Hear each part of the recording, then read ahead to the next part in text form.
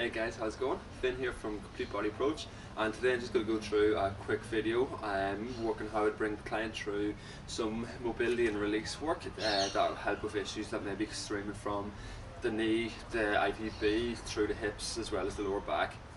So again, in this here video, just going to be working through my sequence of release, mobilize, activate and move, lock it in. Okay, so with this we're going to start off on getting our release ball. So like this here I use a lacrosse ball, so it's pretty hard, and I'm going to focus on just starting to release out some of that tension through your foot. From here, normally do this here barefoot, but in my wicked earth runners, they're pretty much all barefoot, so you're just going to be working through, standing onto the ball, releasing that pressure through your whole arch, really working all of them little tender spots that are in through the arch, getting right into the inside of your instep, coming on across your knuckles of your toes, getting right through the outside, and even focusing onto the heel. So you're going to spend about a minute or so working through here. Any of them tender spots, just really working with that pressure. We start off releasing some of this tension through your foot, because like when you look at any of the anatomy trains, the fascia lines, like there's a lot of them lines that all start and originate through your feet and work our way up through the different chains and different connections through your whole foot. Today we're going to be focusing a lot on the lateral line, which goes through the foot, comes through the whole outside of your shin, ITB, and then around the hip. Okay, so once you've got that released out for a minute, go to work on our foam roller. Next one here, we're just going to focus quickly, just do a bit of release through our ITB, but it compared, like rather than working through them tender spots, like the trigger points in the muscle, we're going to be focusing more on where the fascia lines connected into the bone, because there's a lot more receptors in that area compared to like in the muscle bulk. So like you're going to spend less time and you're going to get a lot more of effective releasing these here spots compared to putting yourself through that pain and agony of them trigger points. From here, starting off onto the foam roller, just going to come for a couple of rolls up and down just to get things warming up. Rolling from your knee the whole way up through your hip. Just going for a couple of them there rolls up and down, keeping your body nice and smooth, nice big straight lines. Coming down just above our kneecap, keeping that pressure onto the roller, so just where the ITB attaches onto the knee, holding that pressure there, and just going to be rolling our body forward and back. So this is just working in the muscular-tendon junction, as well just as where the fascial attachment is coming just off the bone. As I said, you're going to have a lot more responses releasing out through here, through the whole fascia, through the whole muscles, than working on them trigger points. Once you go there for about 6 to 8 rolls, go to come the whole way up through the leg, coming right onto the outside of the hip until you find that big bony point on the top of your ITB. Once you roll over that big bony point, you'll find you'll just drop into that little hollow. So in that hollow is your TFL, as well as where that fascia lines keeps continuing up, joining in towards your hip. In here, we're just going to go for a couple of small little rolls up and down, and then coming back and forward, keeping that pressure through our hip, working that nice and smooth, big rotations around.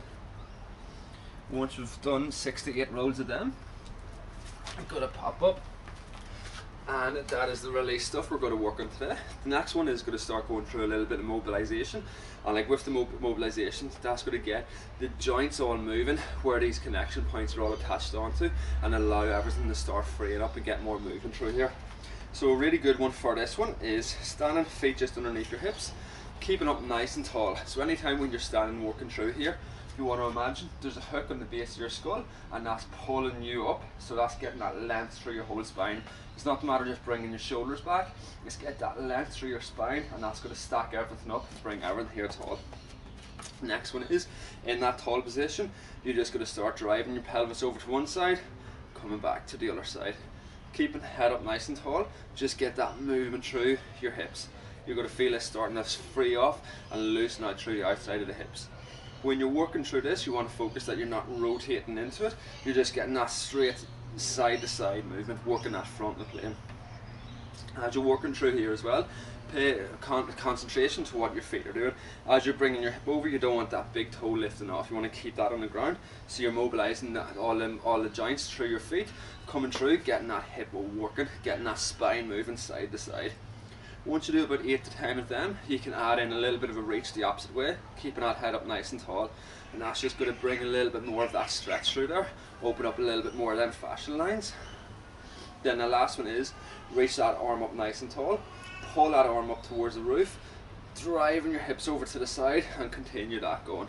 Again, just go for about 8 to 10 of these, and that's going to start opening up through the lateral line as it comes up in through the ribs into the shoulder. Okay, so that's working through our release aspect, that's working through our mobility aspect. The next one is we're going to start working through the activation. So a lot of times, like where the ITB might get a lot of that tension is because the knee might be a little bit unstable, the muscles aren't kicking in, holding that knee in place, so it wants to fall in, so the muscles are being pulled all around the place, causing that tension. So we're going to start activating in through your glutes, in through your VMO, and just teaching your body how to start moving in a more efficient manner, which is getting everything to kick in a lot better. So in this position, starting off, right foot forward, left foot back.